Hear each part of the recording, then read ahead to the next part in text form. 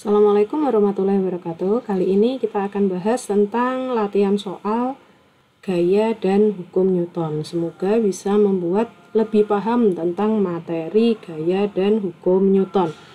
Nah, pertama adalah materi tentang gaya. Contoh soal yang pertama adalah perhatikan pernyataan-pernyataan berikut.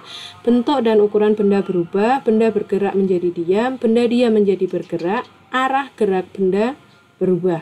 Pernyataan yang benar mengenai perubahan yang terjadi akibat adanya pengaruh gaya. Kita tahu di sini bentuk dan ukurannya bisa berubah. Misalnya ada karet kalian tarik, otomatis dia akan menjadi lebih panjang. Ada tanah liat, kalian pukul-pukul, nanti bentuknya juga bisa berubah. Bergerak jadi diam, misalnya kalian menarik meja, dari medanya diam menjadi bergerak. Itu untuk contoh soal pernyataan yang ketiga. Terus misalnya ini benda bergerak menjadi diam, berarti kalian naik sepeda, direm, sepedanya jadi diam. Arah gerak bendanya berubah, kalian saling tarik tambang, itu arah geraknya juga akan berubah menuju ke arah yang memiliki gaya yang lebih besar. Jadi pernyataan ini semua adalah benar. Selanjutnya ada di sini gaya yang arahnya berlawanan dengan gerakannya disebut dengan gaya gesek. Terus contoh gaya sentuh misalnya apa? Salah satunya adalah gaya pegas. Pada permukaan yang kasar, gaya geseknya akan menjadi lebih besar. Jadi semakin kasar, gaya geseknya akan semakin besar. Kalau semakin licin, maka gaya geseknya akan semakin kecil. Cara untuk memperkecil gaya gesek dengan cara salah satunya adalah memperluas bidang permukaan. Jadi semakin besar luas permukaannya ya, ataupun menyentuh bidang gitu ya maksudnya, berarti gaya geseknya akan semakin kecil. Contoh gaya gesek yang menguntungkan adalah gaya gesek antara kaki dengan permukaan jalan, sehingga kita berjalan tidak akan terpleset. Contoh soal selanjutnya adalah jika Adi mendorong batu dengan gaya 5 Newton, di sini ada Adi mendorong gaya dengan 5 Newton, sementara Dito menahannya dengan gaya 6 Newton, apa yang akan terjadi pada benda ini? Nah, yang pertama kita ketahui bahwa gaya yang pertama misalnya gaya dari Dito ini dibolak-balik nggak masalah, adalah 6 Newton. Gaya yang kedua dari Adi adalah 5 Newton. Ditanya berarti resultan dan arahnya. Rumusnya karena di sini adalah berlawanan, berarti F1 min F2. Ataupun kalian bisa masukin di sini gaya yang kecil itu minus gitu. Jadi tetap F1 ditambah F2 nggak masalah. Kita masukkan berarti 6 dikurangi 5 hasilnya adalah 1. Di sini 1 ke arah Adi, kenapa? Karena dua-duanya mendorong. Tapi kalau dia menarik, otomatis ke arah gaya yang lebih besar. Jadi bedakan kalimat mendorong dengan menarik. Kalau menarik menuju gaya yang besar, kalau mendorong berarti menuju gaya yang kecil. Contoh soal selanjutnya adalah tentukan resultan gaya pada gambar berikut. Nah, di sini ternyata gaya itu nggak hanya ke kanan ke kiri, tapi juga bisa ke atas dan ke bawah. Untuk memudahkan kalian bisa menulis diketahuinya seperti ini, bahwa kalau ke atas berarti F1 di sini bertanda plus.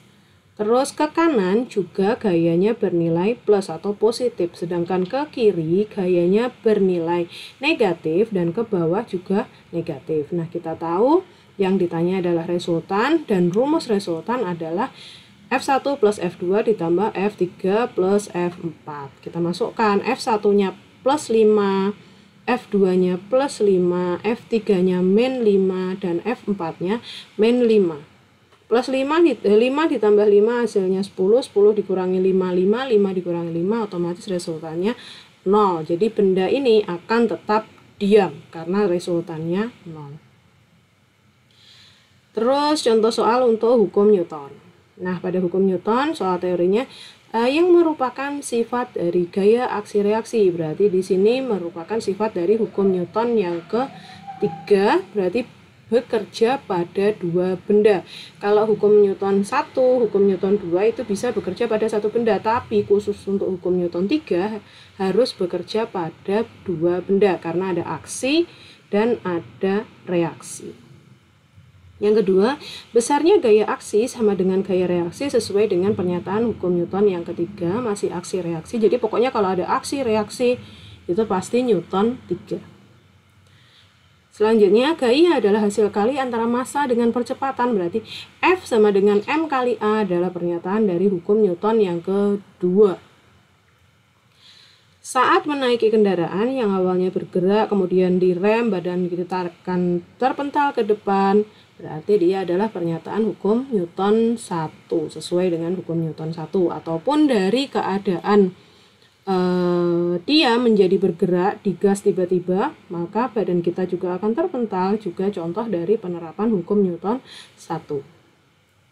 Saat menaiki kendaraan awalnya diam, kemudian maju, badan kita akan terdorong ke belakang. Ini kan tadi hukum Newton yang pertama. Kalau Newton ketiga, misalnya kalian mendayung ke belakang, perahunya bergerak ke depan, berarti contoh hukum Newton yang ketiga. Ataupun roket bisa naik ke atas karena adanya gaya atau panas yang disemburkan ke bumi sehingga bumi memberikan reaksi pada roket dan roket bisa naik ke atas ya. Itu contoh Newton yang ketiga. Contoh soal selanjutnya di sini, Amer memiliki massa 50 kg, melompat dengan percepatan 10 meter per second kuadrat. Tentukan gaya yang diperlukan. Nah, di sini berarti kita bisa tahu bahwa masanya adalah 50 kg dan percepatan disimbolkan dengan A kecil 10 meter per second kuadrat. Ini berarti sesuai dengan hukum Newton yang kedua. F sama dengan M kali A, yang ditanya adalah gaya, berarti F sama dengan M kali A, kita masukkan. M-nya 50, A-nya 10, berarti 50 dikali 10 hasilnya adalah 500. Nah, di sini satuannya adalah semua digabung karena dikali kilogram meter per second kuadrat. Kilogram meter per second kuadrat ini kita bisa ubah dengan satuan Newton. Jadi Newton kalau dipecah itu menjadi kilogram meter per second kuadrat. Contoh soal selanjutnya adalah tentukan nilai percepatan. Jadi untuk hukum Newton soalnya itu untuk yang menggunakan rumus lebih banyak untuk hukum Newton yang kedua. Di sini ada sebuah benda atau balok bermassa 2 kg ditarik ke kanan dan ke kiri. Ada gaya 6 Newton, 5 Newton, dan 3 Newton. Di sini ada masanya kan disimbolkan dengan M 2 kg.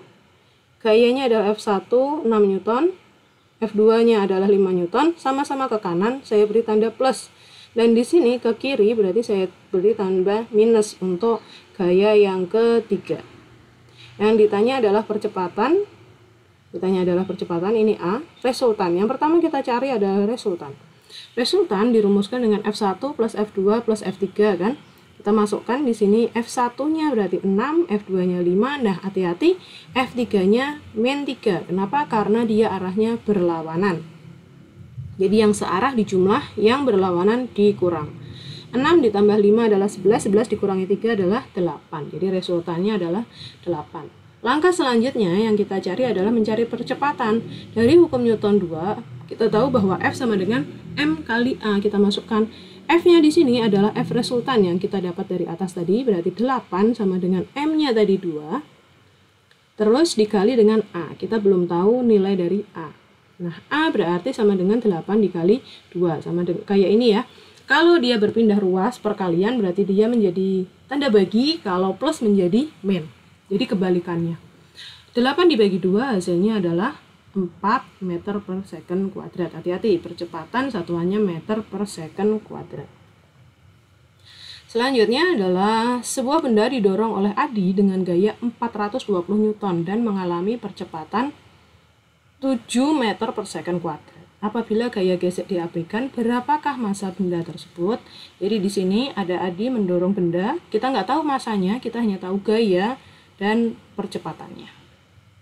Gayanya disimbolkan dengan F 420, percepatannya 7, terus ditanya adalah M. Masih menggunakan hukum Newton yang kedua, F sama dengan M kali A, kita masukkan F-nya 420, M-nya kita nggak tahu, dan percepatannya adalah 7. Ini perkalian, kalau dipindah ruas otomatis menjadi pembagian. 420 dibagi 7 hasilnya adalah 42 dibagi 7, 6. Berarti masanya adalah 60 kilo. Nolnya turun ya. Jadi massa dari bola yang didorong ini adalah 60 kg. Contoh itu untuk beberapa contoh soal mengenai hukum Newton dan gaya. Semoga bermanfaat. Terima kasih. Wassalamualaikum warahmatullahi wabarakatuh.